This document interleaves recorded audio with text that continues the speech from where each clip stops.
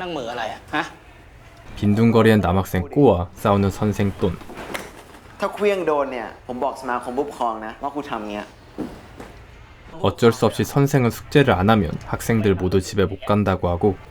ทุกคนก็ไม่ได้กลับ ปัญหาใครปัญหามันดิคะไม่ได้อะ ใช่ หนูก็ต้องรีบกลับ ก็ถ้าอยากรีบกลับ ก็ให้โก้ทำงานให้เสร็จ โกทำเดี๋ยวนี้เลย 꼬는 당연히 학생들에게 재촉받습니다. อ่ะกูทำนิดนึงก็ได้ 그리고 이때 พ่อจ๋า แตง 돈의 딸 땅이 오고 พ่อจ๋าขอเล่นเกมหน่อย 그런데 한 학생이 급하게 반으로 달려오고 อะไรกัน อะไรกันเนี่ยฮะ 다른 학생들도 무언가에 도망치듯 반으로 들어옵니다. 그리고 난로까지. นี่อะไรกันเนี่ย ได้ยินมีนักโทษแหกคุกออกมา ใส่ชุดนักเรียนโรงเรียนเราไล่แทงคนอยู่อะ 학교에서 어떤 미친놈이 칼부림을 하고 있었죠. ไอ้นักโทษมันแทงที่คอเด็กอะแทงซ้ำๆๆๆอยู่อย่างนั้นอะ 탈옥수의 수는 몇 명인지 모르고 일단 선생은 학생들을 진정부터 시키죠. เอาโต๊ะกับเก้าอี้ปิดทางเข้าก่อนทำทุกอย่างให้มันเบาๆ เสร็จแล้วก็ปิดไฟปิดหน้าต่างด้วย 일단 바리게이트를 치긴 하는데 โก้ทำไมยืนเฉยๆอะไม่ช่วยเพื่อนอะ 끝까지 꼬는 돕지 않죠. แล้วอยู่กันให้เงียบที่สุดเลยนะ แล้วกันบ้านต้องทำอยู่กับครู 아직까지 숙제 때문에 화난 꼬. กูอยากรู้ นัก อะ โทษแม่งก็ได้ยิน แม่งเข้ามาฆ่าเรากันหมดหรอก 하지만 พวกมึงอะเป็นบ้านปะ 꼬는 탈옥수가 있다는 걸 믿지 않죠. พวกป๊อต 밖으로 나가려는데 안내 방송이 나오죠. 진짜 탈옥한 연쇄 살인범이 학교에 있습니다. 이들은 꼼짝없이 교실에 갇히게 되죠. ไปหรือยังอะแก มึงถามกูแล้วกูถามใครวะ 핸드폰으로 살인마에 대한 기사를 읽습니다. นันโนได้ข้อมูลเกี่ยวกับฆาตกร 난노는 살인마에 관한 기사를 읽어주는데 มีรูปคนร้ายหรือเปล่า กำลังโหลดอยู่ค่ะ 살인마는 여자였고 사진을 보여주려고 하지만 사진은 로딩되다 맙니다. เฮ้ยวิส่งข้อความมา มันบอกว่ากำลังมาที่ตึก 이곳이 사동이죠. 그리고 เพื่อนเราบอกว่ามันกำลังจะมาชั้นเราอะ ใครใช้โทรศัพท์ได้อะส่งไปบอกตำรวจให้รีบมาช่วยหน่อยดิ มันไม่ไปแล้วอะครูส่งไม่ได้เหมือนกันค่ะ ส่งไม่ได้เลยค่ะ 핸드폰은 먹통이 돼버리죠. 땅은 훌쩍거리는데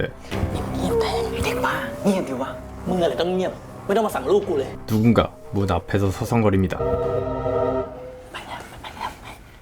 นันโนได้ยินเสียงบางอย่างอะ 아직 누군가 밖에 남아있죠.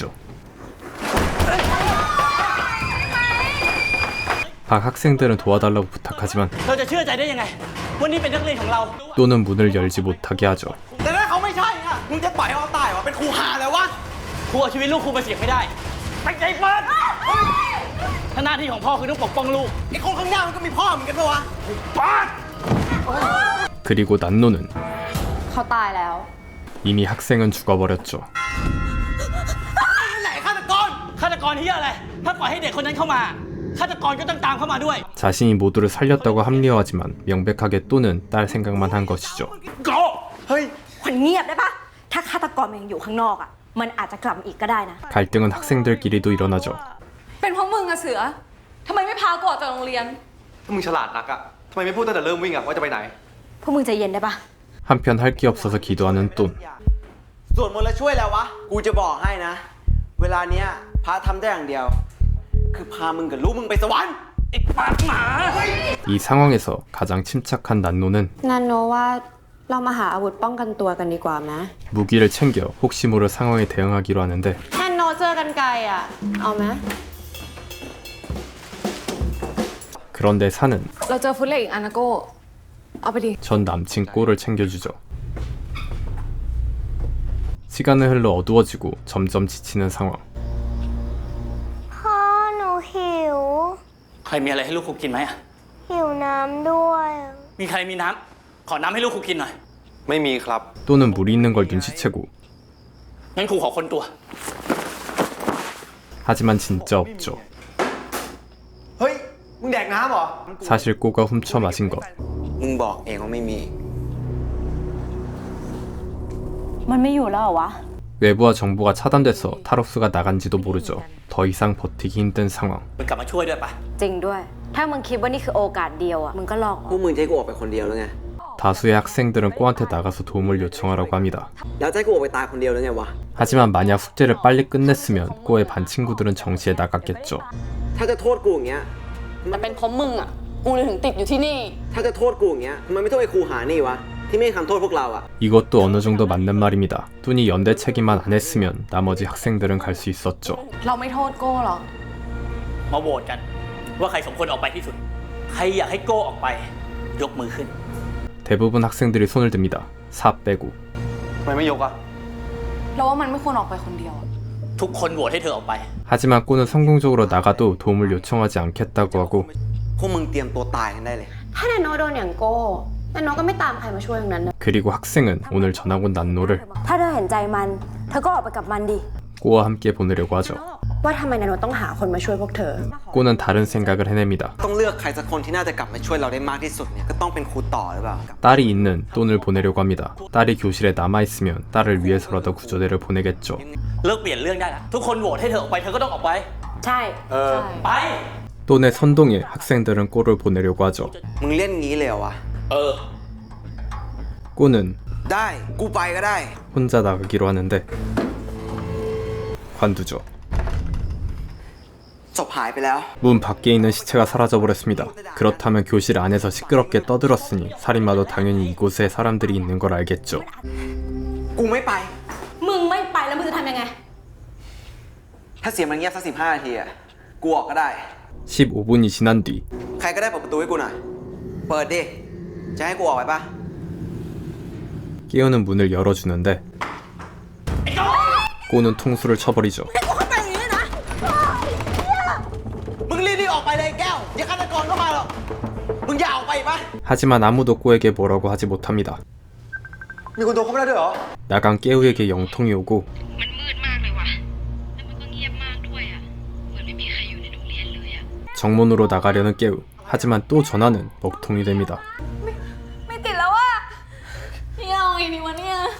ก็แกเป็นคนผลักแก้ว กูไม่ได้เต็มใจซะหน่อย แต่ครูเห็น 이제 다시 꼬의 차례가 옵니다. เต็มใจซะหน่อย แต่ครูเห็นด้วยถ้าใครสักคนต้องออกไปตามแก้ว ควรจะเป็นโก้ 다시 또는 꼬를 시키고 ได้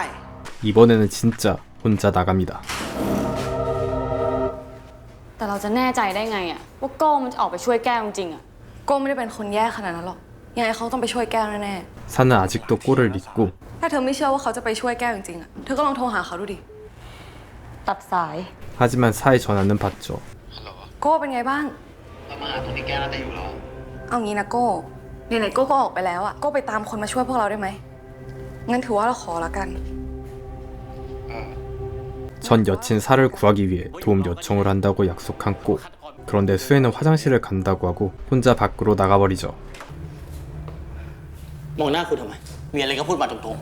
ถ้าพวกเราออกจากห้องนี้ไปได้ คงจะมีการสืบสวนเรื่องของเด็กที่ตายหน้าห้อง 만약 이대로 꼬가 경찰을 데리고 온다면 또의 평판은 곤두박질 치겠죠. 심지어 꼬와 또는 사이가 좋지 않고요. ครูต่อว่าน้องแตนอยากมีพ่อแบบไหนล่ะคะ พ่อที่ดูแลทุกคนให้ปลอดภัย แต่ขึ้นชื่อว่าเป็นฆาตกร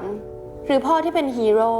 เพราะช่วยทุกคนไว้ได้สำเร็จ 난노의 말에 설득당한 똔. ๆ แตงไปอยู่กับพี่ๆเขานะ 혼자 밖으로 나가려고 하죠. ศึกษา มาปิดประตู 뚠은 밖으로 나가고 여자들만 남은 상황. ทำไมแกต้องพูดให้ครูเขาออกไปด้วยอะก็เรามีแต่ผู้หญิงทั้งนั้นเลยนะเว้ย ยิ้มทำไม ที่มันเปิดรูปฆาตกรให้เราดูอะ 난노를 살인마라고 의심하고 นักโทษคนนั้นอะหัวเราะก็แปลว่ายอมรับไปแล้ว จะไม่ให้นันโนหัวเราะได้ไง พวกเธอคิดว่านันโนเป็นฆาตกรแน่นะ 하지만 난노는 살인이 시작되기 전부터 이들과 함께 있었죠. 심지어 밖에 학생이 죽었을 때도 난노는 교실에 있었습니다. เสียงโก้ เราออกไปช่วยโก้กันไหม 밖에서 목소리가 들려 확인을 해야 한다고 하는데 งั้นเราไปด้วย แกจะอยากออกไปทำไมวะ ดี๋ยวก็มีคนมาช่วย 결국 다 함께 나가서 확인하기로 합니다. ไปกันหลายๆคน 모두 밖으로 나오는데 ทำอะไรอะ หนูอยากพาทุกคนไปหาพ่อหนูอ่ะ 사는 꼬의 위치와 반대로 안내합니다. 혹시라도 모를 살인자를 피하기 위해서 말이죠.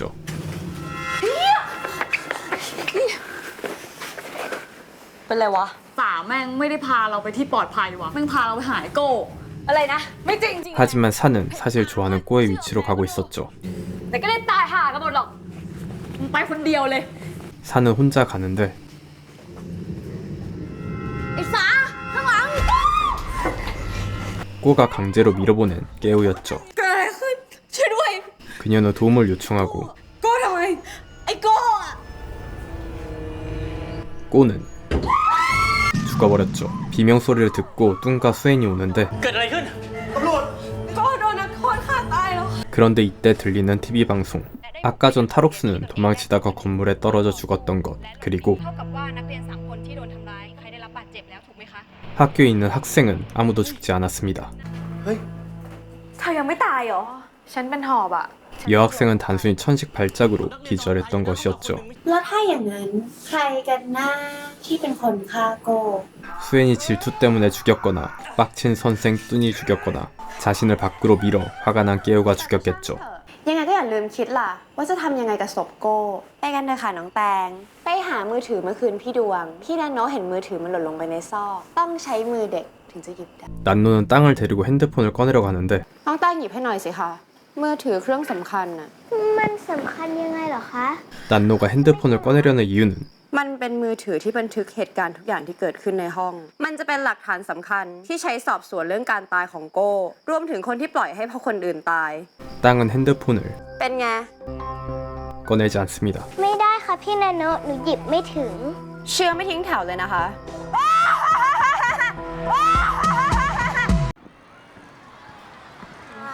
อันนี้คุณแม่ฝากมาให้ค่ะ เป็นครีมทามือ 선생에게 선물을 주는 학생. สวัสดีค่ะคุณครู 그리고 이곳에 난노가 전학 옵니다.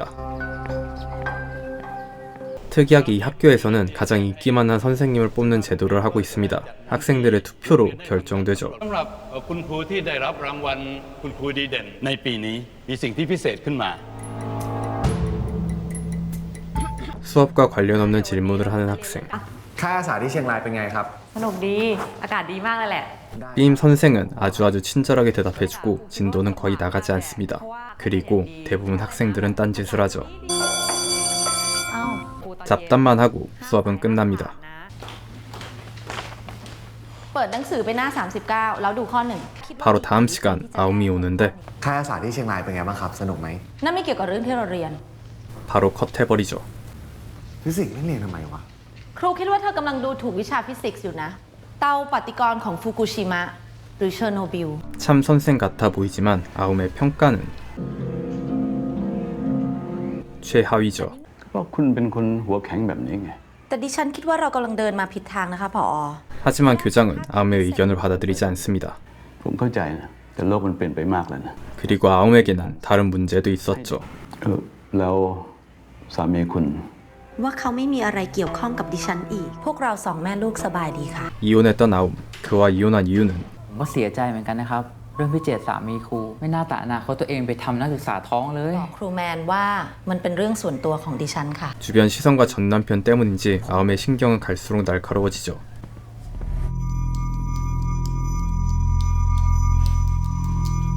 ครูอ้ำเป็นอะไรหรือเปล่าคะนันโนเห็นครูอ้ำไม่สบาย ก็เลยเอายามาให้ พอดีนันโนเห็นครูอ้ำคุย ฉัน กับ คิดว่านี่มันเป็นเรื่องส่วนตัวของฉันนะ ครูอ้ำพูดเรื่องอะไรอะคะ 난노만 아움을 위로해줍니다. 그리고 공감해주죠. เธอไม่มีธุระอะไรแล้ว ก็ไปได้เลยนะ 학생과의 불륜으로 아들과 부인을 버리고 간 아움의 전 남편. ต้องไปอยู่ด้วย 집에 돌아온 아움. 그런데 아들의 객관식 문제 보기를 모두 지워버리고 แล้วทำไมเราต้องทำแบบนี้นะ เพราะเราต้องหาคำตอบด้วยตัวเอง 아움도 제정신이 아닌 것 같습니다. แม่ไม่อยากให้อะตอมโตขึ้นไปแล้วทำตัวเหมือนผู้ใหญ่บางคนที่ทำตัวไร้การศึกษา แม่จะไม่ยอมให้อะตอมเป็นอย่างนั้นเข้าใจไหม 아들과 단 둘이 밥을 먹는데 แม่ครับอาตอมคิดถึงพ่ออาตอมคิดถึงพ่อ 개 급발진해버리죠. อย่าพูดถึงมันอีกเข้าใจไหม อยากไปอยู่กับมันมากนักใช่ไหม แม่ไปไหนนะลูก 거의 고문 수준. 다음날 아움은 출근을 하는데 เสียงโทรศัพท์ใครอ่ะ 학생들이 단체로 받은 문자는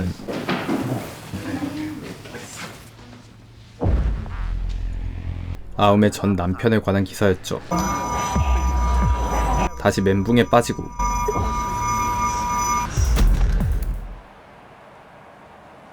교장은 바로 아움에게 쉬라고 합니다. 학생들에게 평판도 나빠졌고 학교에 악영향을 줄 거라고 생각하기 때문. 하지만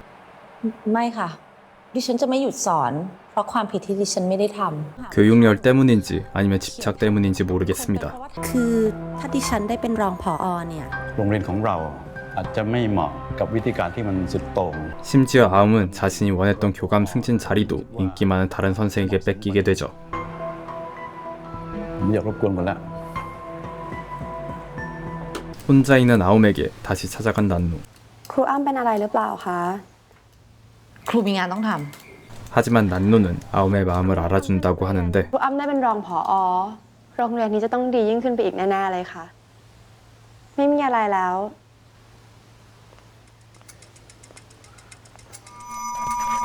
난노가 나가자마자 멘붕하고 그녀가 본 것은 바로 전 남편과 학생. 아움은 전 남편을 찌르는데 그녀가 찌른 건 사실 학생이었죠.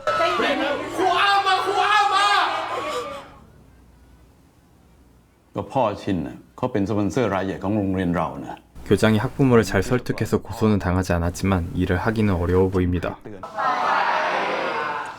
분위기 좋은 선생의 반을 보는 아움. ครูอ้ำคะอย่าเพิ่งยอมแพ้สิคะ ถ้าครูอ้ำไม่ทำอะไร โรงเรียนเนี้ยก็จะเน่าเฟะไปเรื่อย 난노는 끝까지 포기하지 말라고 그녀를 부추기죠. ๆ ครูอ้ำต้องพยายามให้มากกว่านี้นะคะ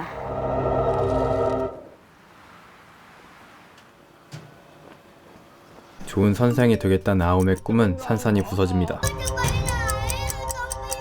จะไปไหนต้องไปอยู่ด้วยผมไม่อยากอยู่กับแม่ 그리고 진실은 그녀는 아들을 죽여버렸죠. ำแม่รักหนูมากนะลูก 미쳐버린 것입니다.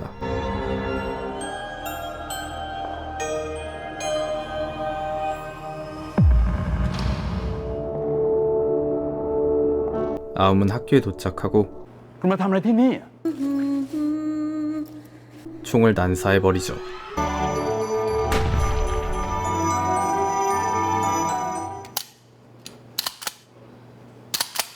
ฉันต้องขอบใจเธอมากเลยนะ ที่ช่วยให้ครูคิดได้ 나머지 총알 한 발을 건네주고 นี่คือแผนปฏิรูปการศึกษาของครูอ้ำอย่างนั้นเหรอคะ หรือบางทีครูอ้ำจะเป็นคนที่แค่ผิดหวังกับชีวิตตัวเอง แล้วก็โทษระบบ โทษคนอื่น ฉันเป็นคนดี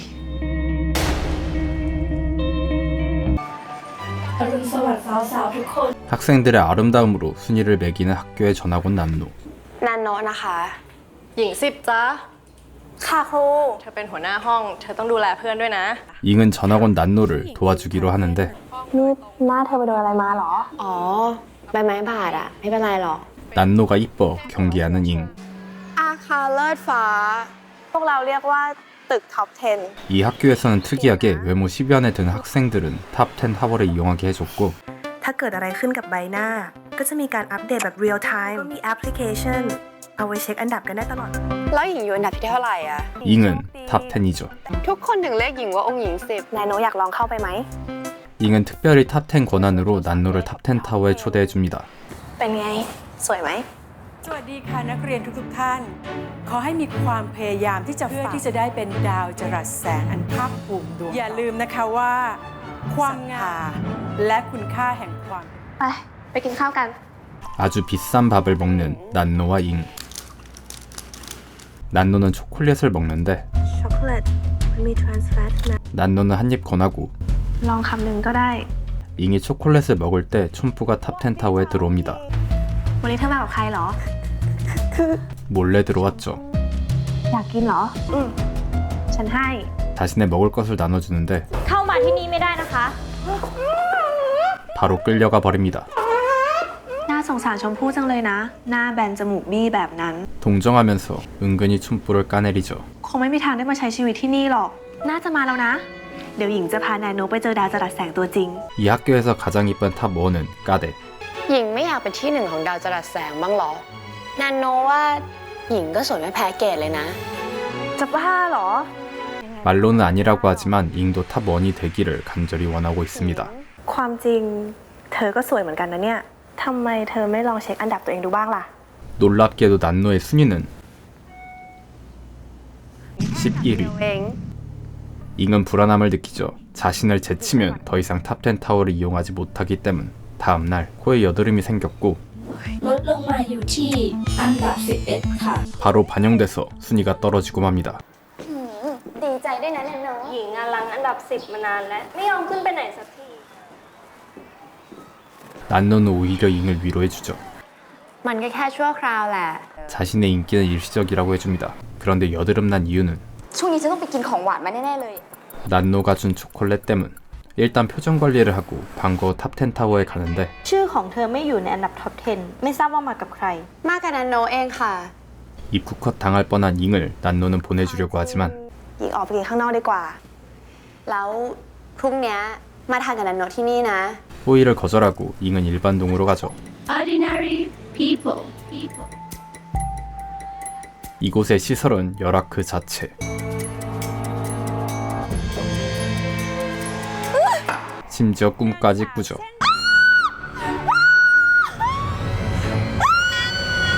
비극은 여기서 끝나지 않습니다. ขอแสดงความเสียใจลดลงมาอยู่ที่อันดับ 21 점점 탑10과 거리가 멀어지고 화장품을 사러 온 잉. สวัสดีองค์หญิง มาทำอะไรอ่ะ หญิงช่วยแนนโนเลือกหน่อยสิ 잉은 도망치듯 나오고 องค์หญิง 난노는 촌부에게 귓속말을 하죠. 그리고 이틀 뒤 다시 탑10으로 올라온 잉. 피하던 전과 다르게 친구들한테 인사하고 นั่นเธอจะทำอะไรอ่ะ ฉันเวียนหัวนิดหน่อย ก็เลยจะมานั่งชิงช้าน่ะ นี่เธอตกข่าวอะไรไปหรือเปล่า 그런데 ขอแสดงความเสียใจอันดับคุณ 11위로 순위가 내려갔죠. ขอเชิญออกไปจากบริเวณนี้ด้วยค่ะ แต่หญิงเข้ามากับแนนโนนะคะ นั่งด้วยกันไหม องค์หญิง 11 잉은 그네를 밀어주고 난노는 팁을 알려주죠. ถ้าเราสวยขึ้นไม่ได้ เราก็แค่ทำให้คนอื่นสวยน้อยลงไง 고민에 빠진 잉. มันแรงไปหรือเปล่าหญิง 점점 더 세게 밀고 แนนโน 난노를 담궈버리자 เข้ามาอยู่ใน top 10 바로 순위가 오르죠. ขอบใจนะแนนโน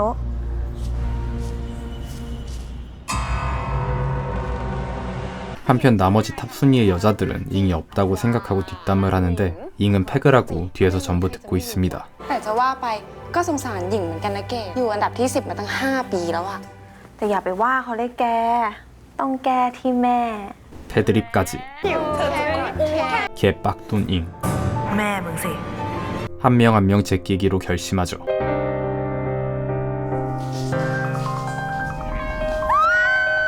มันคันๆปะวะ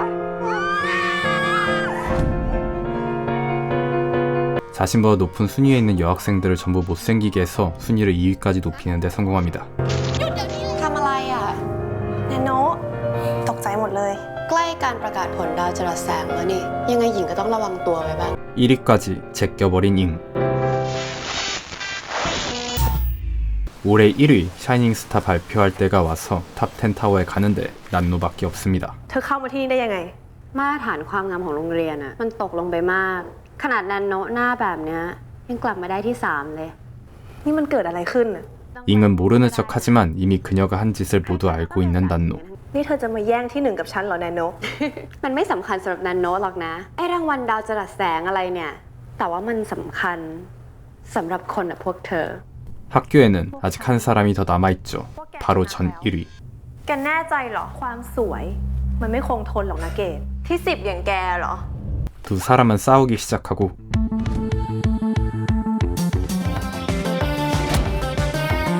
잉이 1위가 됩니다. 이대로라면 잉이 샤이닝스타가 되겠죠. เพื่อไม่ให้เป็นการเสียเวลากับทุกท่านนะคะแสงประจำปีนี้ได้แก่ 얼굴을 상하긴 했지만 잉이 가장 유력 후보.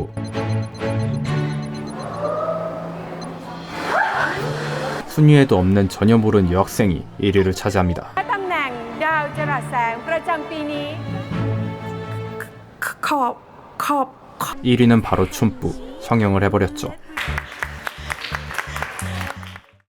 졸업식 날 축하하며 타임캡슐에 자신들의 추억을 묻는 학생들. 시간은 흘러 동창의 날이 왔죠. อ้าวทุกคนเด้ 수년이 지났는데도 아직까지 친해 보이는 동창들. เฮ้ยน้อง ค่ะ นี่ชอบเด็กเหรอ งานคุณมั้ง 동창 중에는 학생 때부터 연애를 해서 결혼까지 한 탑과 퐁이 있죠.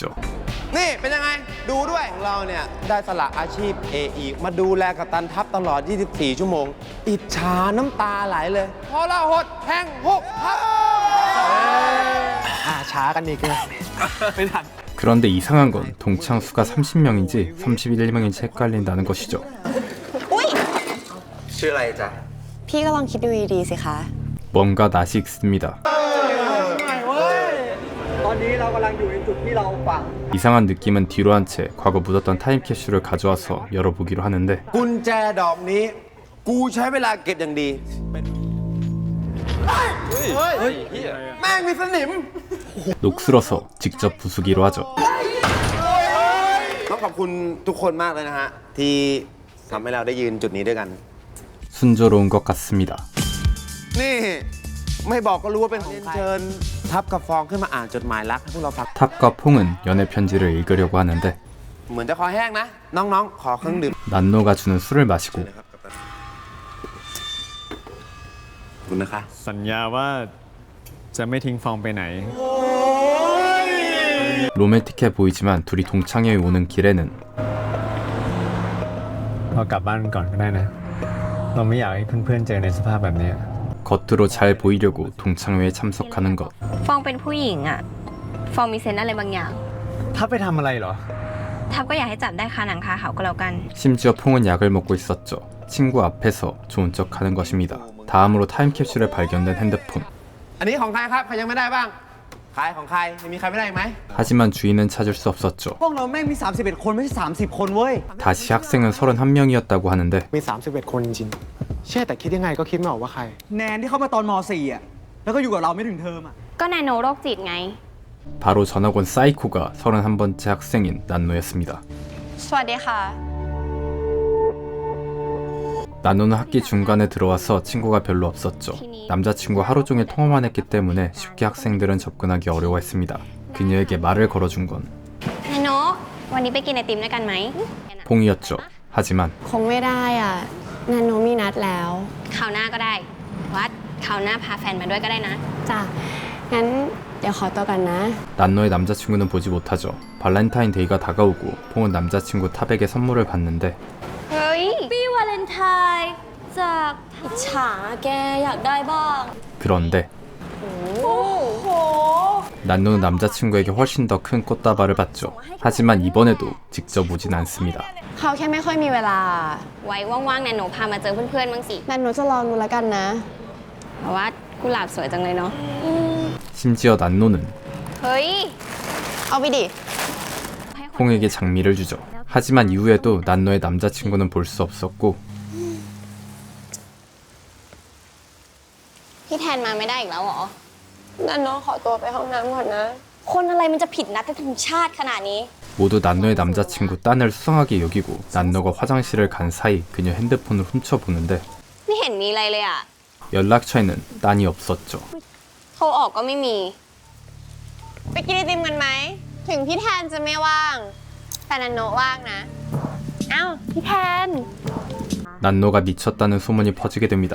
그리고 난노는 완전히 혼자가 됐고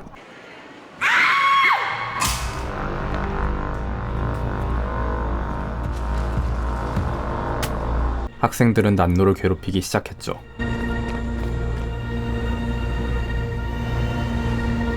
그리고 어느 날 엉망이 된 난노. 이후 난노를 본 사람은 없었습니다. ต่อวะแล้วนี่มีใครติดต่อแนนโนได้บ้างปะวะ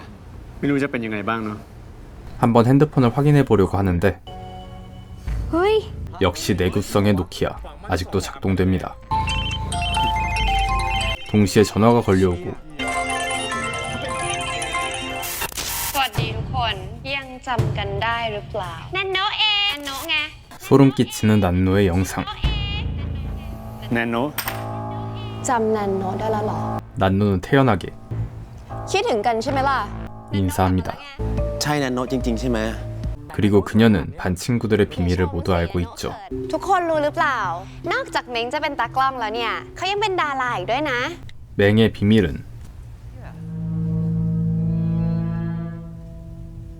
ไอ้เม้งไอ้โรคจิต ก็ต้องลดการใช้สเตียรอยด์ลงหน่อยนะ 또 다른 보디빌더 친구는 스테로이드 중독자. แกมก็แค่อีบ้านั่นแหละ แรงไปเป้าเบล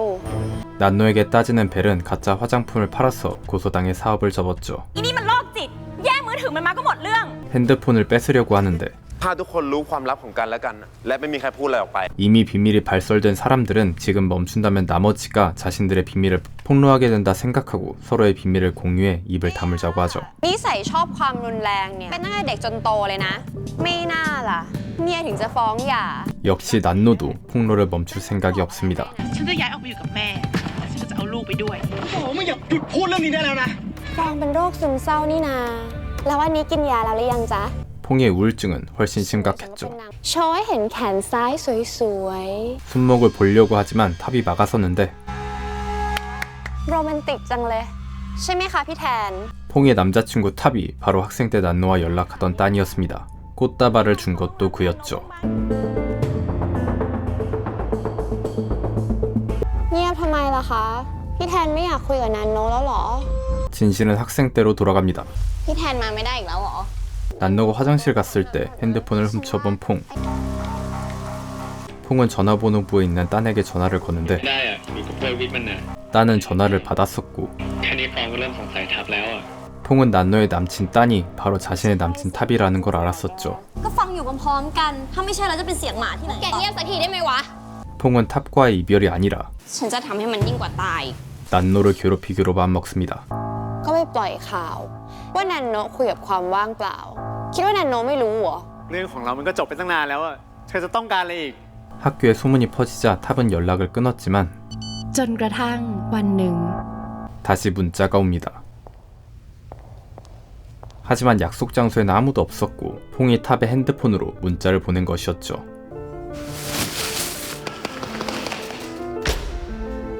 그리고 난노를 개팼고 뒤늦게 탑이 왔지만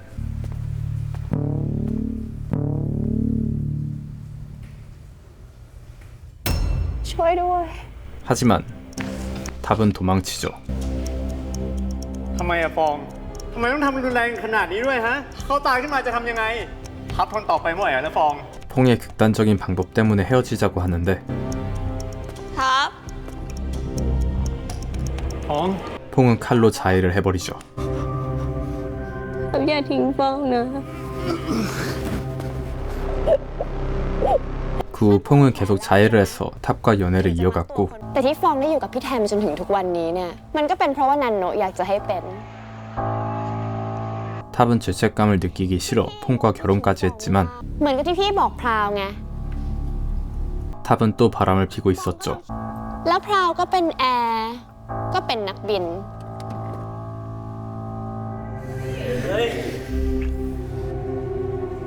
นี่มัน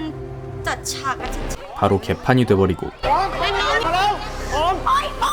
탑은 오히려 퐁을 말리죠. อย่างนี้ได้ทับอย่างนี้มีคนอื่นนะฮะ โอเคไหมค่อยลุกนะ 퐁은 거침없이 술을 마시고 또 마십니다. 그리고 칼을 휘두르죠. แกนั่นแหละที่ทำให้ฉันเป็นบ้า 칼을 맞은 탑은 퐁을 밀치는데 อย่ารุนแรงกับฟองแบบนั้นสิ 그녀는 임신했었죠. ฟองไม่ได้บอกเหรอ ฟองก็ท้องมาได้3 เดือนกว่าๆแล้ว ฟองต้องยุ่งกับฟอง 퐁과 탑의 관계는 작살났지만 이들은 난노에게 더 심한 짓을 했었습니다. การมองหาใครสักคนมาเป็นเป้าประจำมันคงเป็นความบันเทิงชีวิตของพวกเธอ และนั่นก็คือสิ่งที่พวกเธอ 마지막으로 이들의 우정을 테스트하려고 하는 난노. คำถามคือทุกคนกินอะไรเข้าไปมากกว่า 이들의 마신 술에는 독이 들었었고 พวกเธอก็จะตายกันหมด 난노의 말을 듣자마자 전부 쓰러지기 시작합니다. 난노는 마지막 기회를 주죠. ยาถอนพิษก็ดันมีอยู่แค่เข็มเดียว 해독제를 던져버리고 1인분의 해독제를 뺏기 위해 싸우기 시작하죠.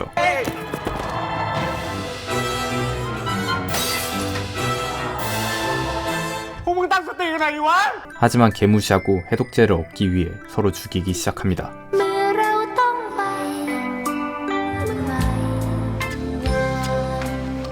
รอดแล้ว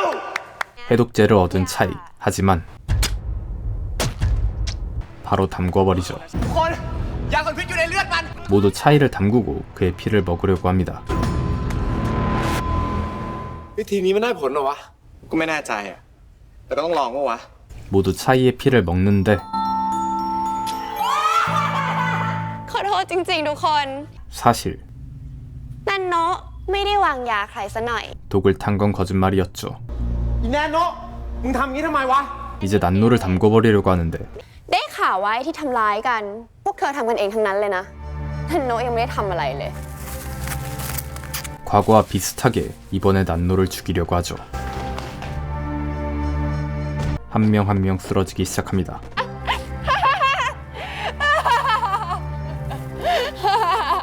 นันโนะก็ไม่ได้วางยาพวกเธอหรอก 난노는 술에 독을 타지 않았고 반대로 주사기에 있는 것이 해독제가 아니라 독이었죠. นี่ แต่การจบการศึกษาอาจไม่ใช่จุดสิ้นสุดอย่างที่คิด มันอาจเป็นเพียงจุดเริ่มต้นของบางสิ่งที่น่ากลัวกว่านั้น 다음날 아침 모두 멀쩡히 일어나고 เมื่อคืนฝันร้ายว่ะเหมือนจริงชิบหายเลย 하지만 단순히 악몽이 아니라는 걸 알게 됩니다.